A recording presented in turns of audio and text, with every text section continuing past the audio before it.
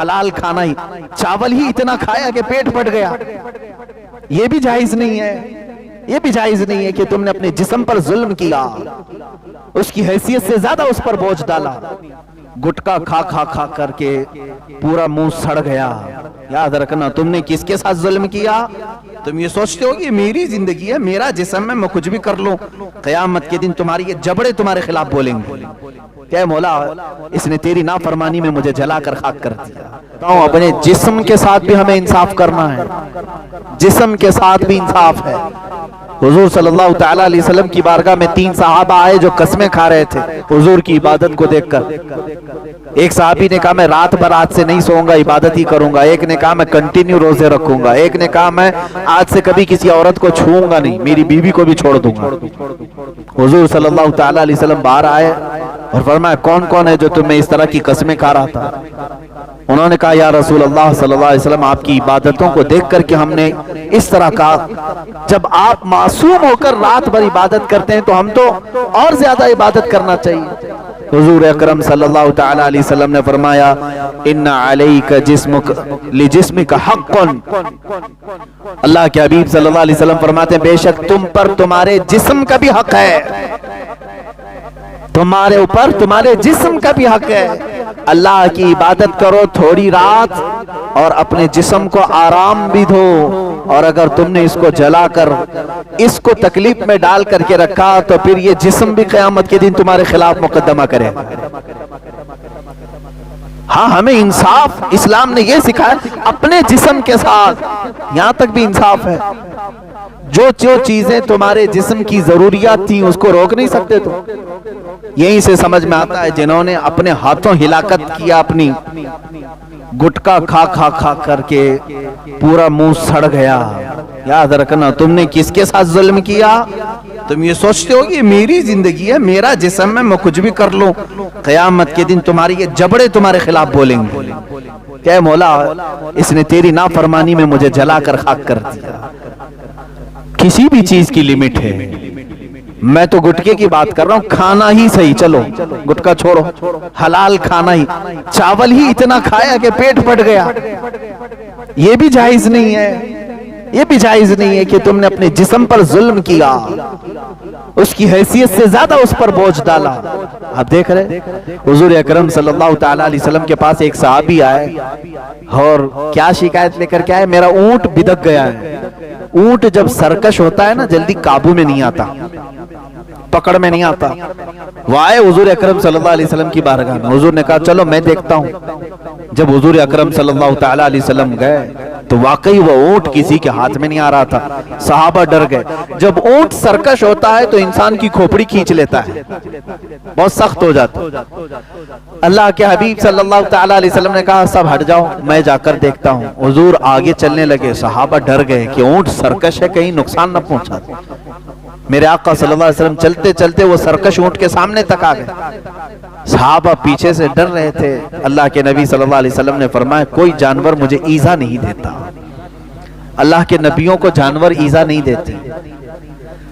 اب قریب آئے تو وہ اونٹ جو کسی کے ہاتھ میں نہیں آ رہا تھا میرے آقا صلی اللہ علیہ وسلم کے قدموں کے پاس اپنا سر جھکا دیا اور اپنا منہ چپڑ چپڑ چپڑ ہلاتے ہوئے حضور کے کانوں میں کچھ کہہ رہا ہے۔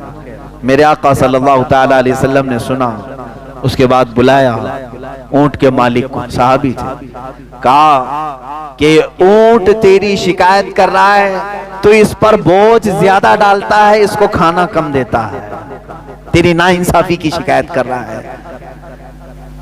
تو آج سے یہ عہد کر میرے پاس کہ اس سے اتنا ہی کام لے گا جتنا اس کو کھلاتا ہے، یا اگر کام زیادہ لیا تو کھانا بھی زیادہ دے دے۔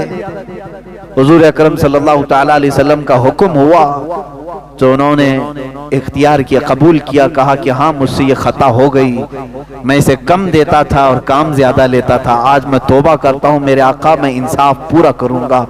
اتنا کہا اس صحابی نے، وہ اونٹ خود چل کر کے اس صحابی کے پاس گیا۔ اسلام تو انصاف جانوروں کے ساتھ بھی سکھایا ہے۔ میرے عزیزو، مومن وہ ہے جو انصاف کے ترازو پر پورا اترے۔ آپ کو یہ چاہیے کہ انصاف خالی کورٹ کچہری کی بات نہیں کر رہا ہوں، یہ تو بکی ہوئی چیزیں ہیں، یہاں کچھ بھی ہو سکتا ہے. تم خود اپنے جسم کے ساتھ اپنی روح کے ساتھ انصاف کرنا سیکھو کہ میں عدل کروں اپنے جسم کے ساتھ، میری عبادتوں کے ساتھ، میرے رب کے ساتھ. اب ایک اور سب سے بڑی ناانصافی میں آپ کو بتاؤں، دنیا کی ایک مثال میں آپ کو بتاؤں. آپ صبح مجھے کھانا دیے، دوپہر میں کھانا دیے، رات میں کھانا دیے، پیسے بھی دیے، گھر بھی دیا، سب چیزیں دی. دوسرے دن آپ نے کہا کہ آئیے تھوڑا سا کام ہے، میں کہا نہیں آتا تمہارے پاس. آپ کیا کہیں گے؟ یہ بہت بڑا احسان فراموش آدمی ہے، اس کو اتنا کھلایا بھی، گھر بھی دیا، پیسے بھی دیا، آج ایک بار بلایا آیا نہیں. اس کو کیا کہیں گے؟ احسان فراموش. اللہ ہمیں احسان فراموش نہ بنائے.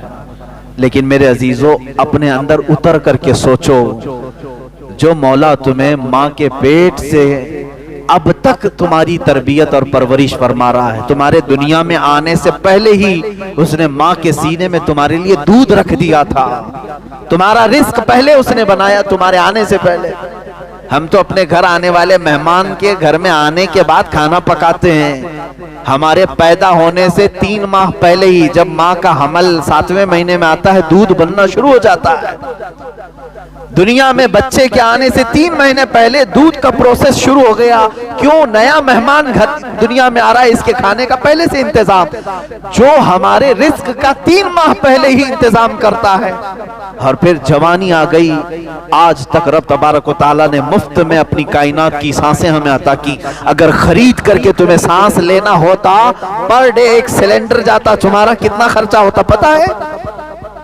اس نے تمہیں مفت اپنے انعامات دیے. اور پھر اس نے آواز لگائی حی علی الصلاۃ. بندہ کہتا ہے میں نہیں آؤں گا. تم نے ناانصافی کی. کس کے ساتھ؟ اپنے پیدا کرنے والے کے ساتھ. حقیقت ہے یا نہیں؟ انصاف پر پورے قائم ہو جاؤ، اپنے ساتھ بھی اور اپنے مولا کے ساتھ بھی. حق تو یہ تھا کہ مولا اگر چاہتا تو یوں ارشاد فرماتا ہے میرے بندے میں نے تجھے جسم دیا ہے، میں تیرے جسم کے اندر روح چلا رہا ہوں. اللہ اگر چاہتا تو یہ حکم دیتا کہ سارے انعامات میرے یوز کر رہا ہے، تو 24 گھنٹے میں 12 گھنٹے میری بارگاہ میں بیٹھ، 12 گھنٹے تو دنیا میں اپنے کام کاج کر. نہیں، رب تعالیٰ کے احکام کو اگر دیکھو گے، 24 گھنٹوں میں سے اس نے جو تمہیں بلایا ہے اپنے دربار میں، وہ کل ملا کر کے 1 گھنٹہ ہوتا ہے. فجر، ظہر، عصر، مغرب، عشاء، ساری نمازوں کے ٹائم کو کاؤنٹ کر کے دیکھ لو، میرے خیال سے 1 گھنٹے کے آس پاس ساری نمازیں. 24 گھنٹوں میں سارے انعامات دینے والے نے 23 گھنٹے تمہیں دیے، اور 1 گھنٹے کی اللہ تبارک و تعالیٰ نے تمہیں فرمایا میری عبادت کرو. یہ کتنی بڑی ناانصافی خود ہم اپنے خالق کے ساتھ کر رہے ہیں. کیا ہم مومن ہیں؟ قرآن کا یہی حکم میں کافی ہے. میں نے پوری آیت تلاوت نہیں کی، صرف اتنی آیت کا اتنا حصہ. اللہ فرماتا ہے کونوا قوامین بالقسط. اللہ فرماتا ہے اے ایمان والو، انصاف پر پورے کے پورے اتر جاؤ. شہداء للہ، اللہ کے لیے گواہی دیتے ہوئے. اب آگے کی باتیں آتی ہیں، آگے کی باتیں گواہی کے متعلق آتی ہیں کہ گواہی دینے والے کیسے ہوں، کس کے لیے ہوں. اب یہاں پر گواہی کئی طریقے کی. گواہی کیا ہے؟ ظلم ہوتا ہوا دیکھا اور آپ گواہی دیں، یہ تو دنیاوی گواہی ہے. جانتے ہیں سب سے بڑی گواہی کیا ہے؟ سب سے بڑی گواہی یہ ہے کہ بندہ یہ کہے اللہ کے سوا کوئی معبود نہیں. ہم کہتے ہیں نا اشہد اللہ الہ الا اللہ، میں گواہی دیتا ہوں کہ اللہ کے سوا کوئی معبود نہیں. دوسری سب سے بڑی گواہی ہے کہ محمد صلی اللہ علیہ وسلم اللہ کے رسول. یہ 2 ہی گواہی ایسی ہیں جو سب سے الگ ہیں، سب سے الگ ہے، اور یہی بارگاہ رب العزت میں قبول بھی ہے. یہ 2 گواہی. گواہی کے اصول الگ ہیں میرے بھائی. آپ جانتے ہیں مرڈر ہو گیا، کورٹ میں کیس چلنے لگا، آپ وٹنس بن کر کے گئے، جج کیا پوچھے گا؟ کیا تو حادثے کے وقت وہاں موجود تھا؟ پوچھے گا کہ اور حادثہ ہوتے ہوئے تو نے دیکھا؟ اگر آپ کہو نہیں دیکھا بھی نہیں، میں تھا بھی نہیں، تو جج صاحب آپ سے کہیں گے پھر آیا کیوں گھر پہ بیٹھ؟ معاملہ تو یہی ہونا چاہیے. گواہی دینے کے لیے اس جگہ پر بھی ہونا چاہیے اور آئی وٹنس جس کو کہتے ہیں آنکھوں سے دیکھا ہوا بھی ہونی چاہیے. لیکن دنیا کی 2 گواہیاں ایسی ہیں جس میں یہ نہیں پوچھا جاتا.